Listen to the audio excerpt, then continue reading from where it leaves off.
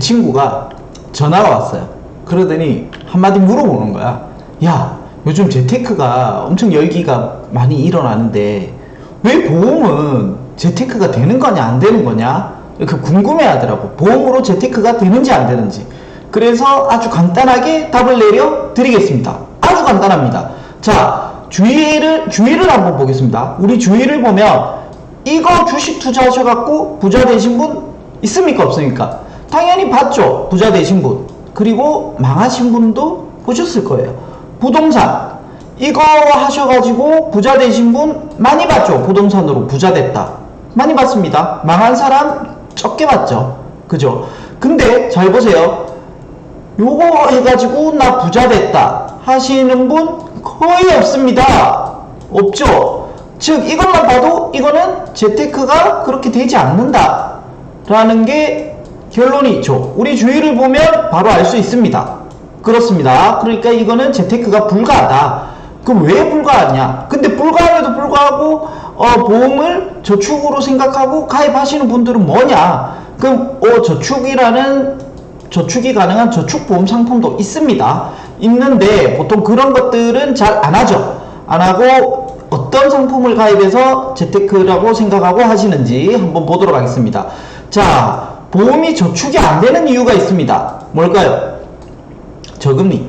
우리가 적금도 잘 안 넣으려고 해요. 왜냐면 적금도 잘 안 넣으려고 하는 이유가 일단은 금리가 너무 작아요. 100만원 내고 과거에는 그래도 200은 벌 수가 있었는데 올해 넣으면은 지금은 110만원 나오면 많이 나온 거죠. 그쵸? 그 정도로 금리가 적으니까 어렵습니다. 그리고 제일 중요한 거는 우리가 흔히 말하는 저축이 된다고 많이 속는 것 중에 바로 이 종신보험이죠. 여기에는 사망이 주 목적이에요. 그러니까 내가 예를 들어서 사망이 주 목적이죠. 예를 들어서 내가 한 달에 30만원을 넣어요. 근데 여기서 사업비도 빠지고 위험. 왜냐하면 30만원을 넣었을 때 사망할 금액을 내니까요. 그러니까 여기서 15만원 정도만 적립이 돼요. 그럼 내 돈 15만원 어디 갔노? 하니까 이걸로 빠지니까 안 되는 거예요. 저축이. 왜냐면 나는 30만원이 다 내 돈이 들어간다고 착각을 하는 거예요. 사람이. 하지만 구조는 그렇지 않습니다. 그렇기 때문에 이게 안 되죠. 자, 그러면은 많이 속으시는 이유 중에 하나를 보시면은 이거죠. 또 확정금리다. 2.5%다. 미래는 금리가 더 내려갈 것이다. 그쵸? 우리가 일본이나 옆 나라를 봤을 때 선진국일수록 금리가 내려가죠. 미국이야 워낙 경제성장률이 지금 엄청나게 높으니까 말도 안 되게 높으니까 미국은 예외라고 봤을 때 어쨌든 일본이나 이런 나라들을 봤을 때는 금리가 내려가고 일본은 거의 제로 금리 가까우니까 지금 2.5%가 주고 앞으로 10년 20년 뒤에도 이렇게 된다면 이 2.5%가 엄청 크지 않겠느냐 이거에 속는 거예요. 근데 문제는 100% 적립이 안 돼. 30만원 중에서 15만원 정도 적립이 돼요. 그러니까 처음에 이게 초기에 환급률이 떨어지는 이유죠. 이게 내 돈 30만원이 다 든다고 생각하는 거예요. 그러니까 보험으로 재테크가 안 되는 거예요. 그러면은 주식이나 부동산이 잘 되는 건 알겠어. 근데 위험하잖아 라고 많이 말씀하시죠. 하이 리스크 하이 리턴이니까. 그죠? 주식이나 부동산보다 보험은 안정적이다. 큰 돈은 못 벌지만 내가 목표치만 채우면은 손해볼 일이 없다. 이렇게 생각하는 게 이미 함정에 빠지신 거예요. 어떤 함정에 나는 빠졌느냐, 어떤 함정에 빠졌는지 한번 보겠습니다. 자, 요즘 엄청 핫하죠. 자, 보시면은 이게 엄청 핫한데 뭐냐면은 보험료 및 해지환급금 비교 예시예요. 자, 일반 상품은 똑같이 내가 만약에 사망했을 때 1억을 받는 종신보험에 가입을 했습니다. 1억을 받는다고 생각을 합시다. 자, 그러면은 옛날에 지금까지 상품은 이 1억을 보장받기 위해서 26만 5천원을 냈어요. 그래서 해지환급금을 보시면은 5,700만원 똑같아요. 5,700만원 그죠? 근데 이게 저해지라는 게 나왔어요. 여기 보시면은 5년째 1100이고 여기는 5년째 500을 나와요. 550만원이 나오죠. 그리고 여기는 10년째 2500만원이 나오지만 여기는 10년째 1200만원 밖에 안 나와. 근데 받는 돈은 똑같아요. 자, 보시면은 여기는 26만 5천원을 냈는데 여기는 23만 9천 원을 내고 일반 상품 대비 9.8% 정도 낮아요. 그리고 무해지라는 게 또 나왔어요. 최종 완성본이죠. 왜냐면 26만 5천 원을 내던 게 20만 7천 원만 내면 1억을 보장받고, 그러니까 더 작은 금액을 내고 5,700만 원을 받을 수 있다는 거예요. 중간에 해지환급금이 없죠. 아까 전에 제가 말씀드렸죠. 부동산이나 주식은 리스크가 크지 않느냐. 보험에 이 지금 20년 동안 해지환급금이 없다가 20년에 요거 남기는 거, 이 20년 동안 해지환급금이 없는 것 자체가 리스크예요. 앞에 부동산이나 주식보다 더 큰 리스크야. 20년 동안 내가 이걸 꾸준히 낸다는 보장이 없습니다. 통계적으로 10명이 가입하면 8명이 보험을 중간에 해지해요. 그러니까 8명이 해지하는 이 보험의 리스크를 마치 리스크가 아닌 것처럼 느껴지는 거예요. 결론이 보이니까. 부동산이나 주식도 정확한 결론은 안 보이죠. 오를 거라고 예측은 가능한데, 그리고 부동산이나 주식은 5년에서 10년 정도면 이것보다는 더 높은 투자 수익이 날 가능성도 있어요. 하지만 얘는 영원이에요. 거기다가 사망을 보장하는, 원래 주 목적이 사망 보장이기 때문에 안 맞는 거죠. 근데 보험회사가 이렇게 해야 많은 금액의 보험료를 받을 수 있으니까 이런 목적으로 팔고 있었죠. 그러면은 부동산이나 주식이 얼마나 지금까지 투자 수익률이 좋았습니까? 보시면은 얼마 전에 엄청 핫했던 뉴스였죠. 삼성전자 수익률이나 강남 아파트보다가 더 낮다고 했어요. 자, 86년 이후에 3년 보유 수익률을 봤을 때 서울 아파트 값이 20% 오를 때 삼성전자는 107% 올랐어. 이야, 어마어마하죠. 근데 우리가 서울의 강남 아파트가 더 많은 부자가 된 것처럼 보이는 이유는 여기는 금액이 커. 그냥 금액이 일단 수억 단위잖아요. 그러니까 수억의 20%만 해도 엄청 커 보이는 거예요. 그 대신 삼성전자는 작은 금액이 이렇게 많이 오른 거죠. 엄청 오른 거죠. 근데 금액 자체가 작다 보니까 100만원에 107%랑 1억에 20%랑은 차이가 당연히 나겠죠. 그러니까 서울에 집값을 가지고 있는 사람들이 더 돈을 많이 번 것처럼 보이죠. 하지만 수익률은 삼성전자 주식이 훨씬 더 높았다는 거죠. 자, 그러면은 우리가 이거 끝이 아니죠. 보시면은 장기 투자와 접근하면 삼성전자 같은 대형 우량주와 코스피 성과가 높지만 한국 부자들은 여전히 부동산 투자에 편중돼 있다. 우리나라 부자들의 대부분은 부동산 투자에 편중돼 있습니다. 그래서 내 주위를 보면 부자들이 되신 분 중에서 주식 투자보다는 부동산 투자로 돈을 버신 분들이 상당히 많습니다. K금융지주 경영연구소에서 펴낸 거예요. 제 말이 아니에요.